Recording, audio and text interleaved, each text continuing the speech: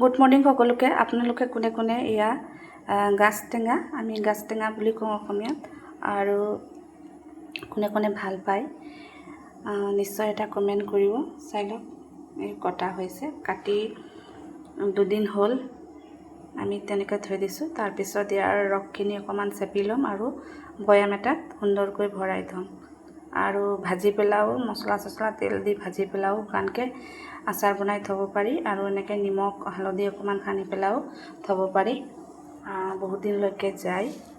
আৰু এয়া কিছুমান কাৰণতো খুব ভাল হয়, কাৰণ যেতিয়া যদি কিবা বিষাক্ত পোক, যেনেকুৱা আমি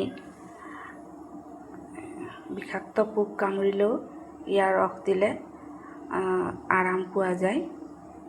গতিকে